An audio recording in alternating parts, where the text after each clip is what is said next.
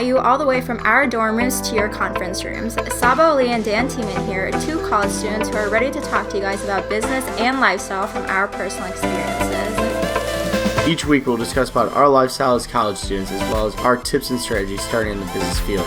We'll bring on successful entrepreneurs in the millennial generation, share with us their journey and how they got started and where they're at now. Our goal is to help you students, millennials, and entrepreneurs gain inspirational advice via our spontaneous conversations and meaningful guidance. Let's dive on in. What's going on, everyone? Welcome to episode 22 of Dorm Rooms and Conference Rooms. Guys, we have another amazing guest on today, but to start it out as always, Saba, how are you doing today? I'm doing great. I'm really excited for our guest today. He's going to bring some great insight, so I'm really excited. Yeah, guys, today we have Max Finn on. Max is a digital marketing expert. He's worked with people like Kevin Harrington and Pat Flynn and has done just amazing things with a couple of companies that he has worked with and owned. And Max, how are you doing today? I'm doing excellent. So it's always fun to talk to entrepreneurs that are starting while they're still in school because it's something I can relate to. So I'm happy to be part of it. Awesome. And just to get it started, Max, just tell us more about yourself, where you're from, how you got started doing everything that you do now. Sure. So, I've been an entrepreneur for a very long time. I'd never done the 9-to-5 route with the exception of, when you're in high school and early in college, you work at a crappy restaurant or something that you hate and you do it to get an experience, which I think everyone should do.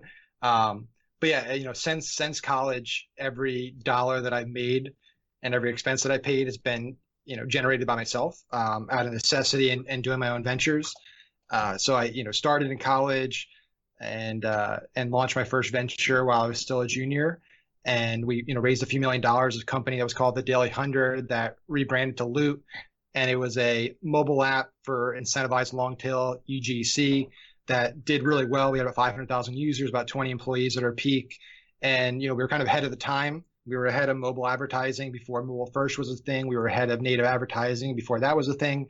And, we ended up having a positive exit on it. It wasn't the $1 billion company that you always hope for in your first venture, but what I found is that you learn a lot by failing. You learn a lot more by failing than you do by succeeding. And you're going to encounter problems and you're going to make mistakes constantly. And, we still make mistakes on a daily basis here, and it teaches you a lot and it helps you become a better entrepreneur. Through that experience at Loot, I'd done a lot of consulting on the side and coaching on the side for digital marketing because it's always been a passion of mine. And, we launched a company called Startup Drugs that was more of a joke. It was supposed to be like a hobby, not really a business. And it was just apparel for entrepreneurs with startup themed sayings on them. And it kind of took off. We got like 50,000 people to the site in the first week, thanks to Product Hunt. And it turned into a 6-figure business within the first year. And things just kind of spun out from there. So I've just been able to network and meet a lot of people and do some amazing digital marketing work with people at a higher level. It started with small businesses and younger entrepreneurs, and then it kind of expanded and grew. And I've networked to the point where now I'm, working with the best of the best and able to work with people like Kevin and Pat Flynn and Russell Brunson and people that are way smarter and more successful than me. But if you work with people that are smarter than you and you surround yourself with people that are smarter than you, it elevates your game. And so I'd rather be the dumbest person in the room than the smartest person in the room any day. And, I guess just to get up to speed with where I am today before we hop into it, Quantum Media is a kind of hybrid digital marketing agency that we started about a year and a half ago, or kind of fully started about a year ago. And it's really, we work with high-end businesses in a direct response fashion. So we do all their direct response digital marketing. So a lot of Facebook advertising, email automation, sales funnel development. We do a lot of conversion optimization on e-commerce. And so we've gotten to work with some really incredible companies like 3M, which is one of our bigger accounts. And we also get to do our own products. And we realize there's a lot more money in doing our own products than working for clients. And it gives us a lot more flexibility. So I'm putting the finishing touches right now on a new course about our most recent product that we launched, which is a collectibles product that did about $4 million in 2 months from a cold start.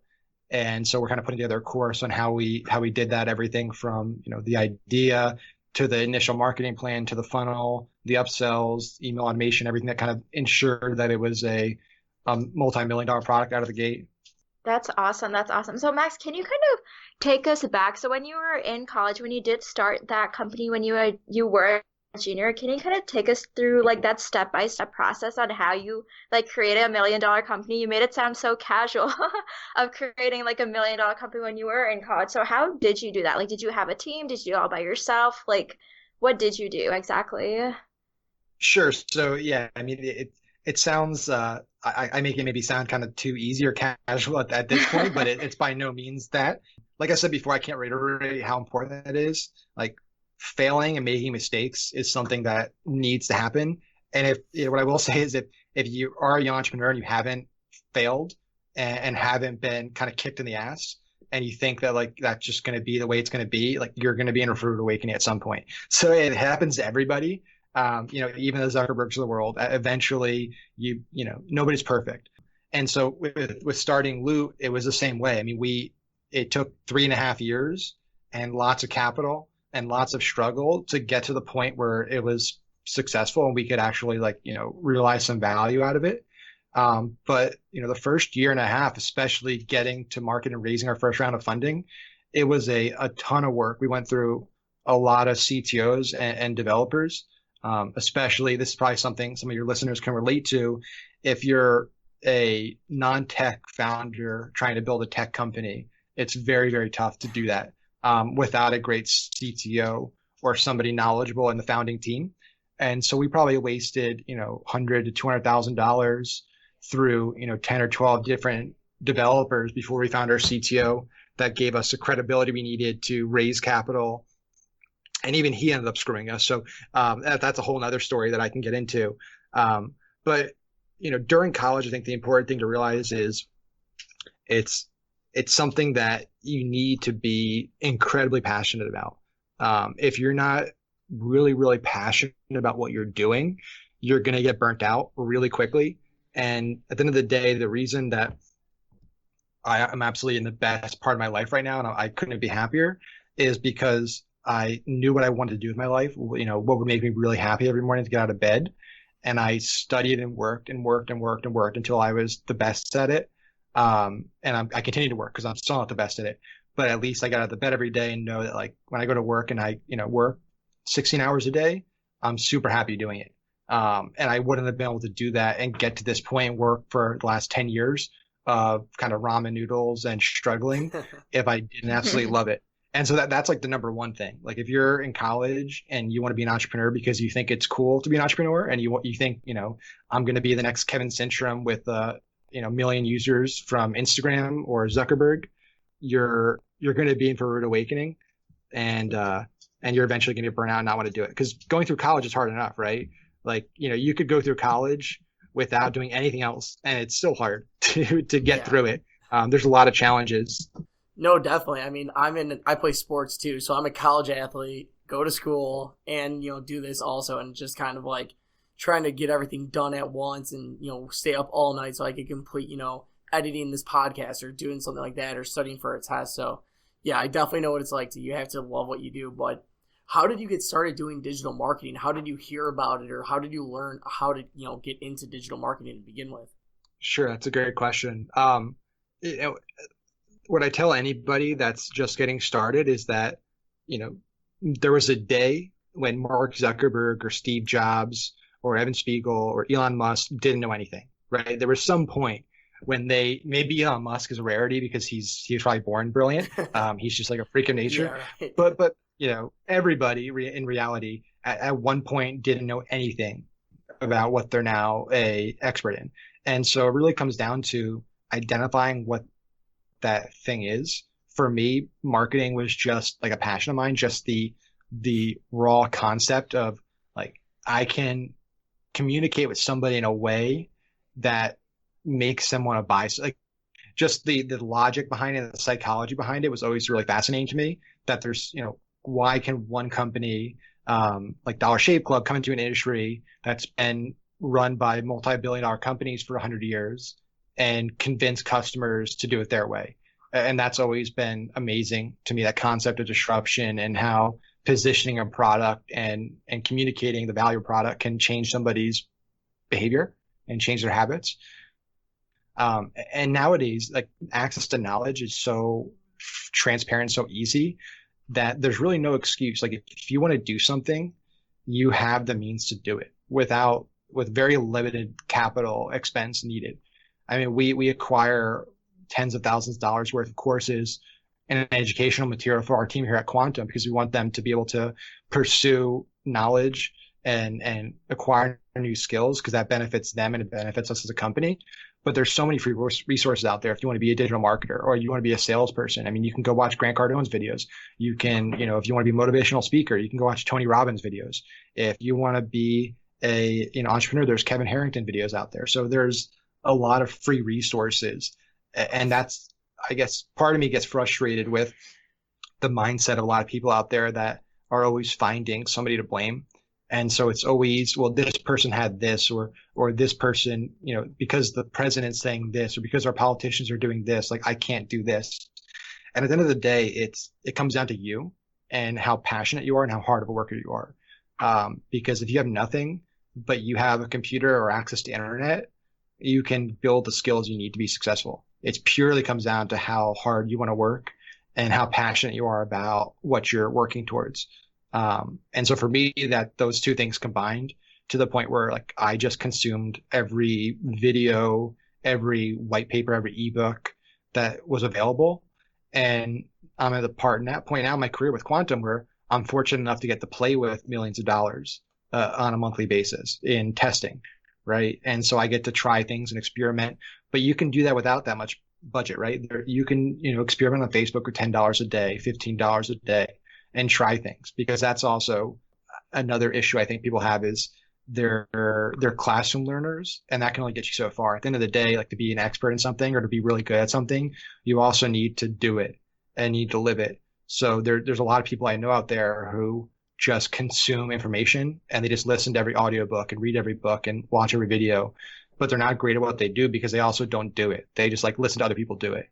And especially in the world of digital marketing, you need to be able to test things and you need to be able to understand what data points to look at and measure how something's successful and something isn't successful. Yeah, that's very true. I love how you said that. And like actually, once you take in content, you need to like produce it also and actually take action on what you are passionate about and your main why. I mean, if someone does want to become like a motivational speaker, they can't just constantly be listening to other people. They actually have to practice and keep doing it on their own. I mean, a lot of people, they don't do it because they feel like they might fail at it or something. But honestly, like failures are the key to successes. So what are some of your failures that you had to overcome throughout this entire journey? Do you have like 10 hours to talk? What I will say is like, if you talk to anybody that is an entrepreneur that says like I've never failed or I've never made a mistake, don't talk to them anymore, because they're not an entrepreneur. Like I haven't met a single person that I look up to or that I think successful that hasn't been kicked in the ass repeatedly time after time.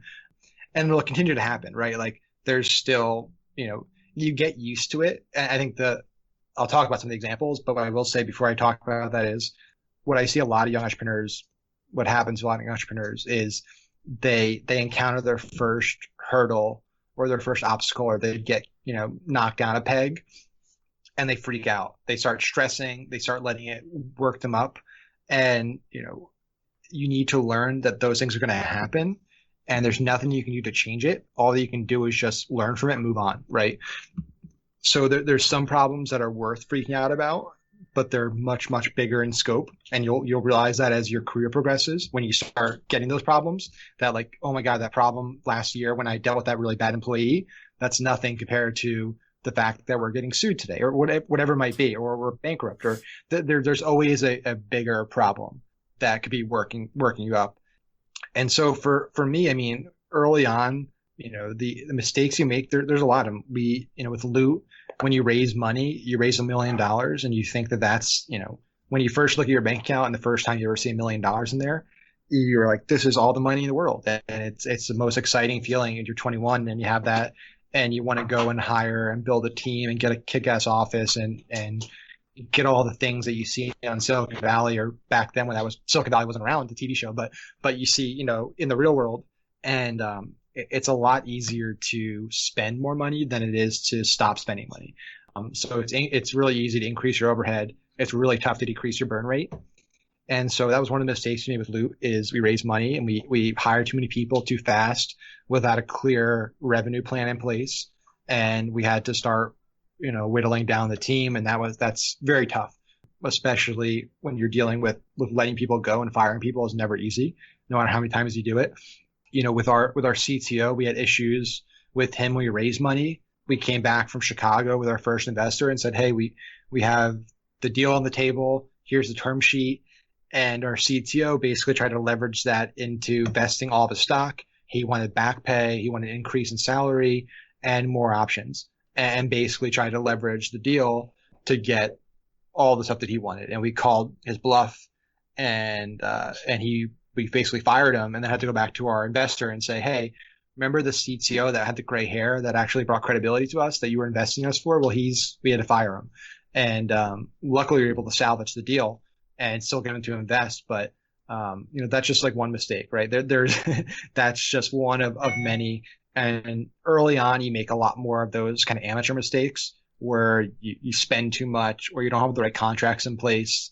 As you grow, you have problems with vendors, with suppliers, with employment contracts, with partner contracts. So the problems stay similar. They just get bigger in scale, right? If you're a business doing $100,000 a year versus $10 million a year, the problems are a little smaller and the consequences are a little smaller. Awesome. Yeah, definitely sounds like there were some issues, and definitely believe in failures as well. Like, we all fail at different things, and you just got to keep going through it, and grass is always greener on the other side. But going back to the digital marketing end of it all, so I know you ran some of the most successful Facebook ad campaigns, doing with retargeting, everything like that. So with Startup Drugs being a t-shirt store and being an online t-shirt store, and you're doing drop shipping with that, correct? Yep. So take me from how somebody could, basically start up a t-shirt store or something like that, do drop shipping, and run a small Facebook ad campaign. Just something that our listeners could really take away that they could actually start implementing right now into a business. Sure. So that's probably the most common question I get. I think the important thing to realize before you even do that is two things. One is like, why are you doing it? It's amazing how many people I speak to that when I ask them that question and I say, why are you doing this? The answer is almost always, well, I'm doing this because I want to do this. Like, this is a means to that. And usually what they're trying to get to, they can accomplish without needing to do the first thing. So I think a lot of people have this idea that like, I can drop ship and make instant money, and it'll be a cash flow machine for me so I can do what I want to do next. The reality is that like, drop shipping makes it really, really easy to start a online store, an online business.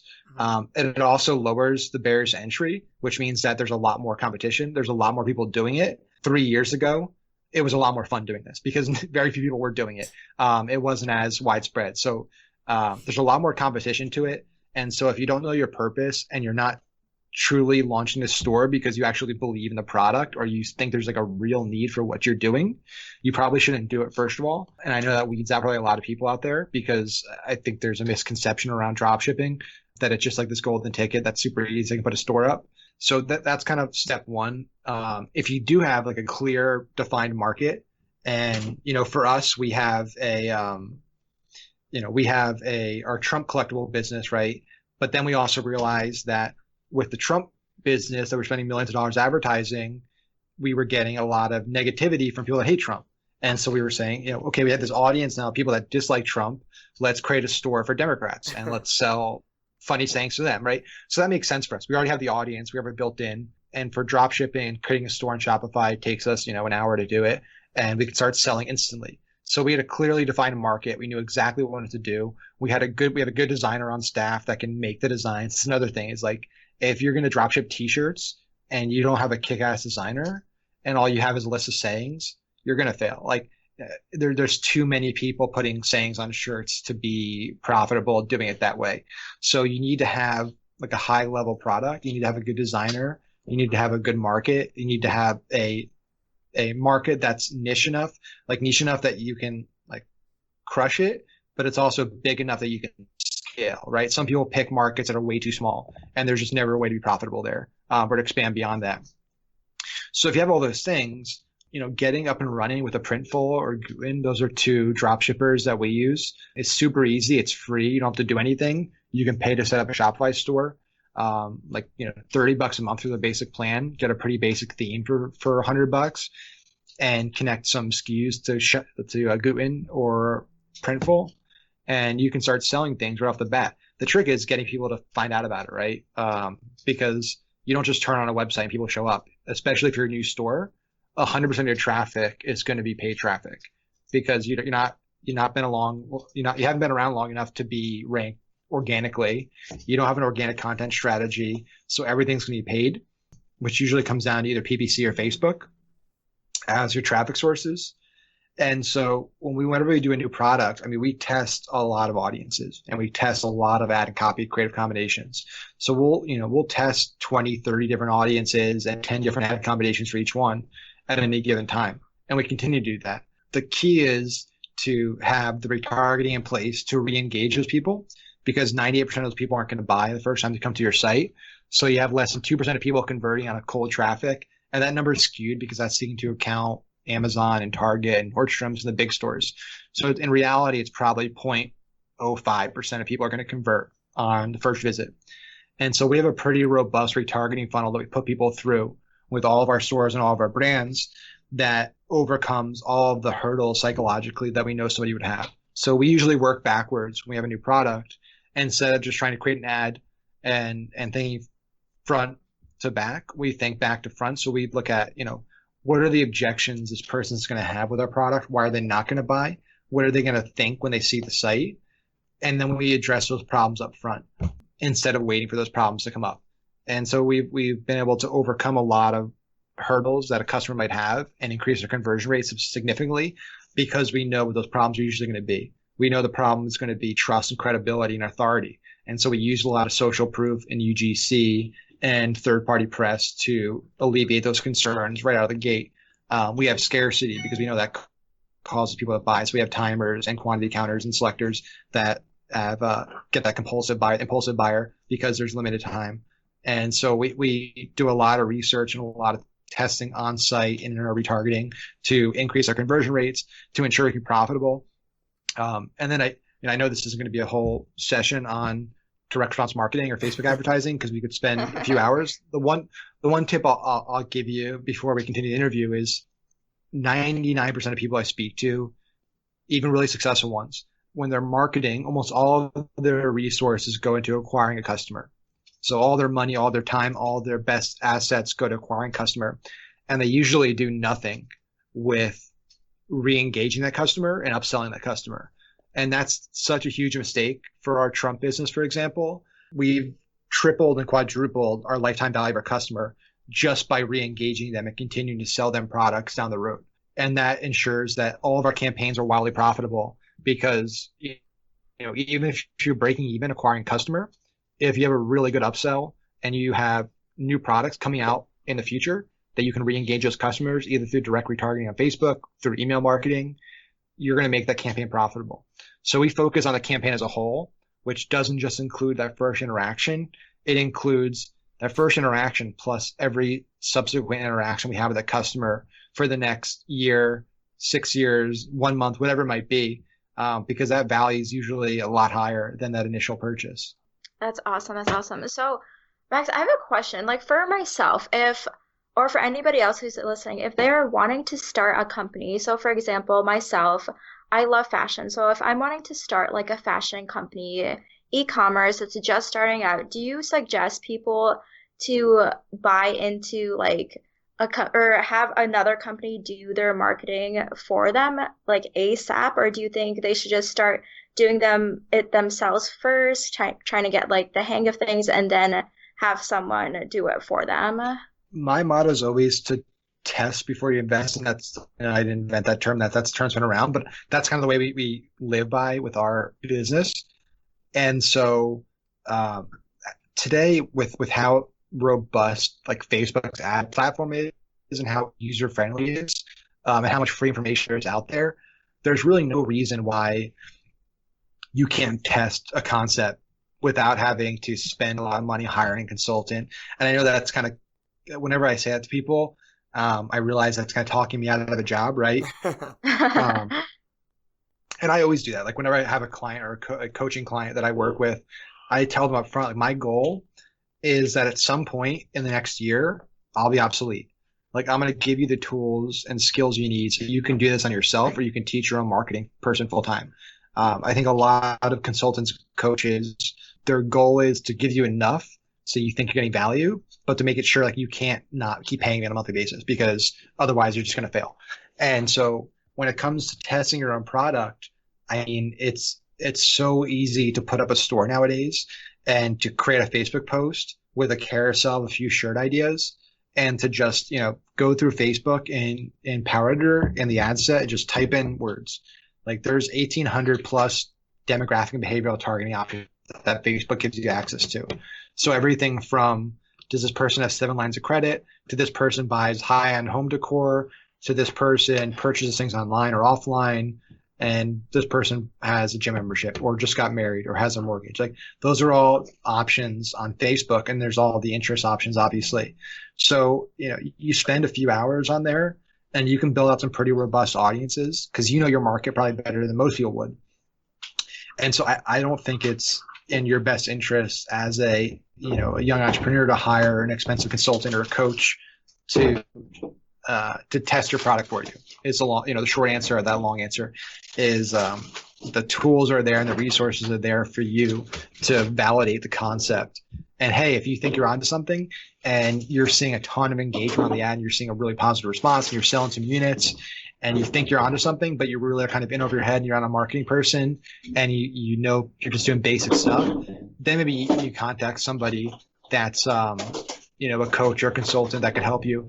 But even then, I still think you're better off, joining a mastermind or joining a Facebook group for marketers because there's people like me are big sharers and I'm a huge believer in giving back and constantly giving in terms of knowledge and information.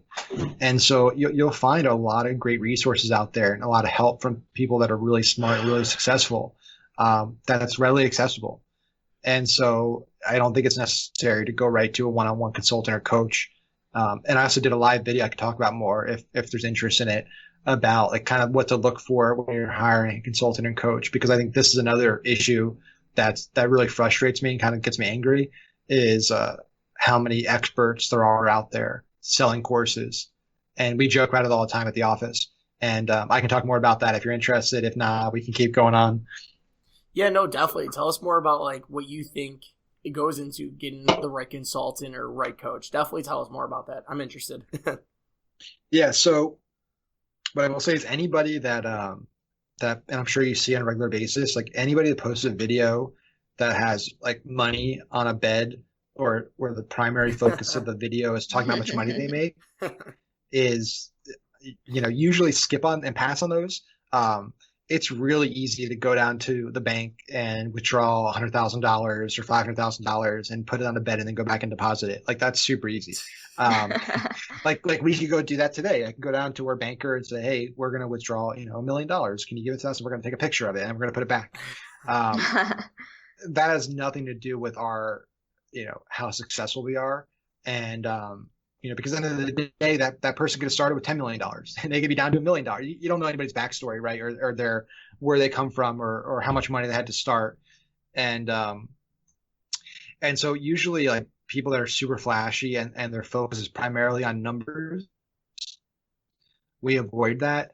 What I will say is the difference is like people that use that as support. So if you're talking about, for example, we're pitching this course where we did, $4 million in 2 months for our Trump business. And, we know the common question we get is like, that's bullshit, prove it. And so in those cases, like we have no problem showing our Stripe account or whatever, like pulling up our phone and saying, hey, this is our Stripe balance, and not for an ego standpoint, purely just to validate it. And so that's another thing when we talk to, if you talk to a consultant or a coach and they're making big claims about, hey, we had this client and we did a 10X for them. And this product, we did $1 million selling this. And the beauty with technology nowadays is data is instantaneous and it's super transparent. So it's super easy for me to show a client or a prospect our Facebook ad account for this project or our Stripe account. And if you're good at what you do, you have no hesitation to do that. So we have no problem showing a new potential client access to our ad accounts and saying, hey, we did a dynamic product ad for this client. We did a 20x ROI. Here's the actual numbers. You can see we spent 2,000, we made 40,000. If you ask people that and they have a lot of excuses as to why they can't do that, that's usually another sign that they're probably not a good fit. And I guess the last thing would be, I think there's a lot of people out there that they're experts of saying they're experts, and they're coaches, but they've never actually done anything other than coaching.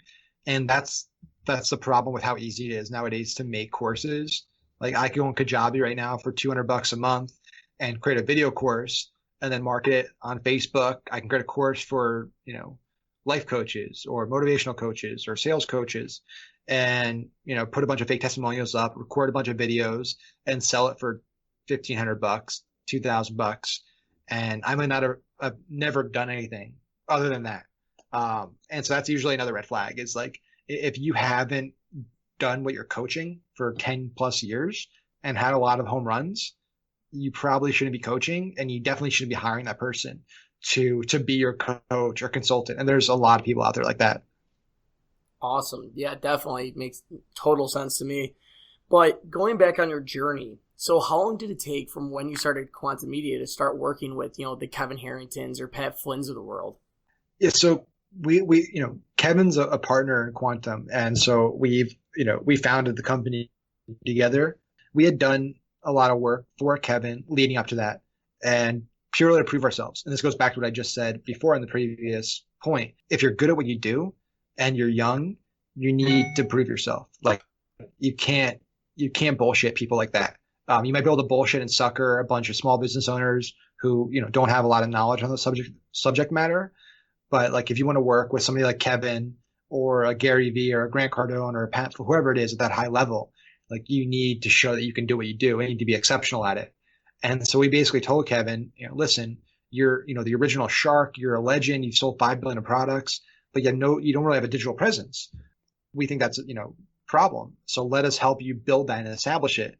And we did it. We built out his Infusionsoft email sequence. We built out lead magnet funnels. We helped build a program for his Quantum Entrepreneur Academy, all these things to show that hey, we're not just talk, like we can actually do what we say we do. And that naturally evolved into us forming an agency together. And same thing with Pat. We built a really great relationship with Pat and we helped him out with some things. And we said, let's work on one of your ventures together, which is Food Trucker, which is the #1 website for food truck owners. And we became partners in that. And now we're helping him launch one of his main courses. And so again, it comes down to it's persistence, it's helping and giving before you ask for anything. And you might have to do that for a long time. You might have to give somebody a lot of free stuff and advice and work for a year, 2 years before they realize how valuable you are. But it's always worth it. If you're good at what you do and you can execute, you take that risk every single time. And that's how we got to this point. Because for the last, 10 years, we busted our ass and worked really, really hard to impress the right people to the point now where we have great relationships with people that, 2 years ago I used to look up to. And now we have like personal relationships with them. That's awesome. That's awesome. So for our college listeners, what are some things that you did to like stay consistent when you were in college? And also, how did you like get in contact with like Kevin Harrington to start like working with him? Like what did you actually do to get to that step? Sure. So through school, the important thing to remember here too is like college is awesome. And I don't think I've talked to a single person that said like they wish they could go back and skip college. Like everyone I talk to says like, I wish I could go. College was the best. Like those 4 years, because it only gets harder, right? Like those 4 years and at the time it's when you're in college, you're like, I have so much work and life sucks and it's hard and I have classes and I got to start a business, all this stuff. But like the reality is once you get out of college and now you have a mortgage and you have taxes and all the real world stuff kicks in. Plus now, you don't get spring break and you don't have summer off. And there's, college is a great time of your life and it goes really, really fast. And I know most people that that I've gone through that with have all said, when you're living it, you don't realize how awesome it is until you've already lived through it and now you're looking back on it. And so that's like the number one piece of advice is don't get too eager to be the next one in your life, because when you get to that point, you're going to look back and be like, that was great. And I wish I did more of this.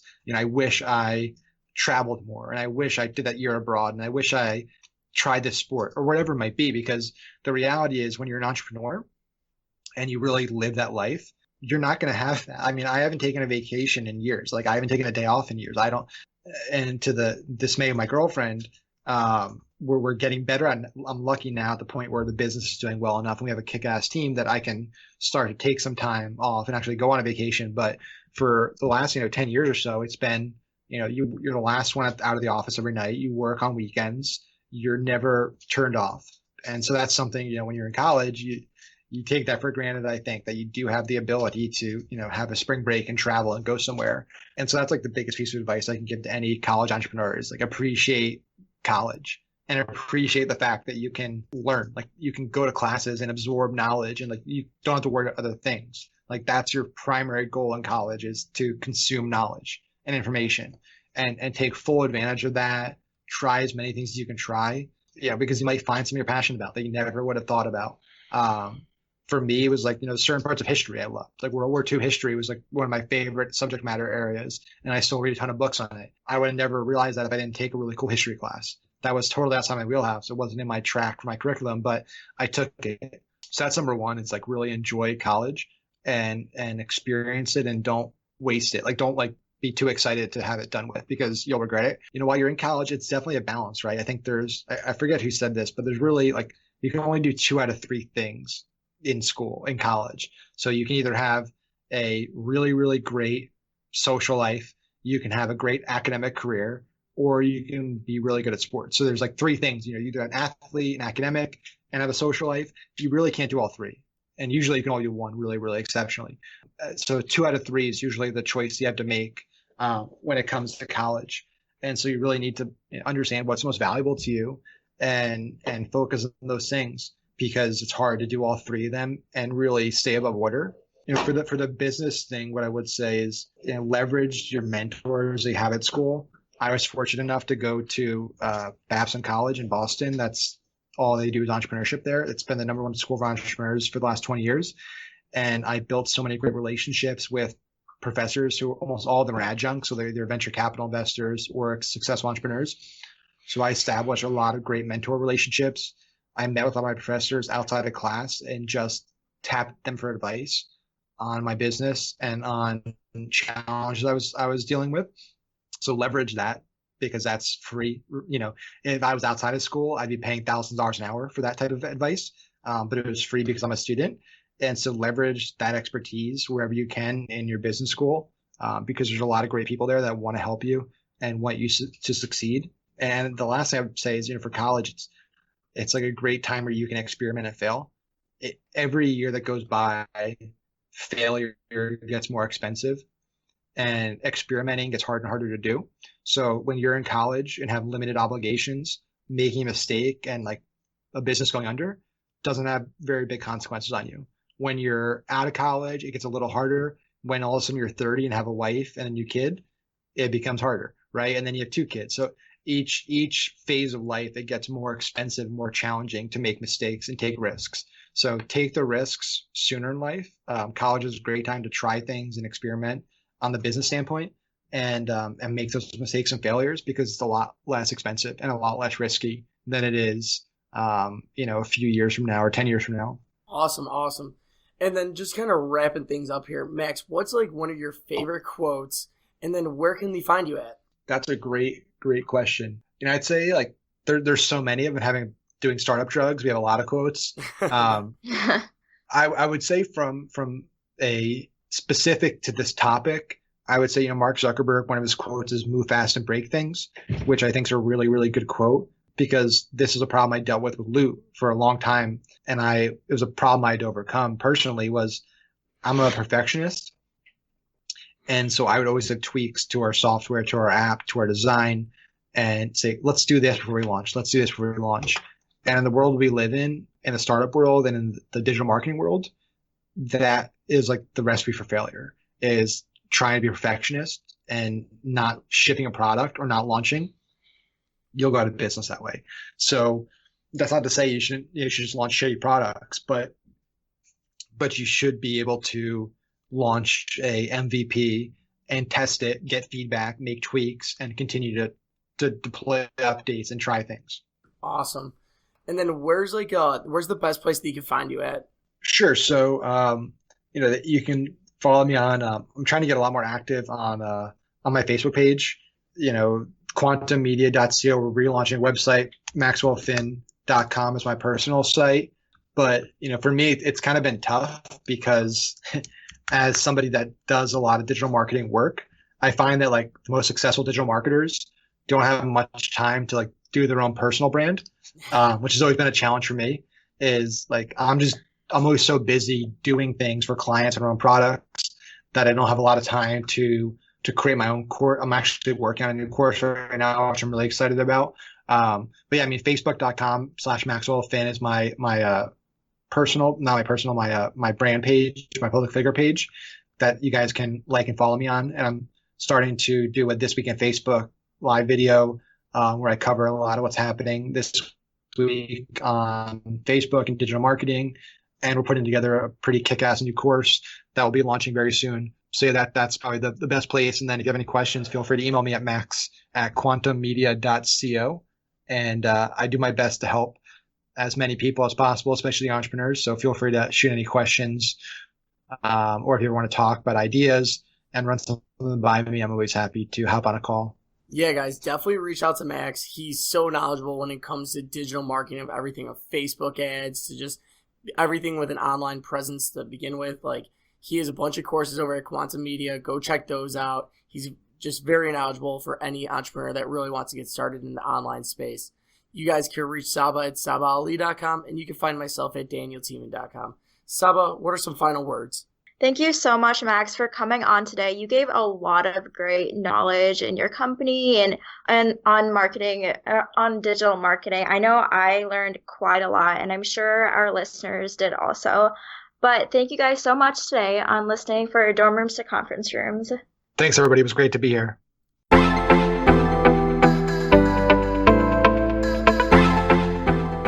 Thank you for listening to this week's episode of Dorm Rooms and Conference Rooms. Don't forget to subscribe. Also, if you haven't joined our accelerator program yet, you can find that at livetogrind.com/college, where we connect you with today's latest influencers and experts in their fields.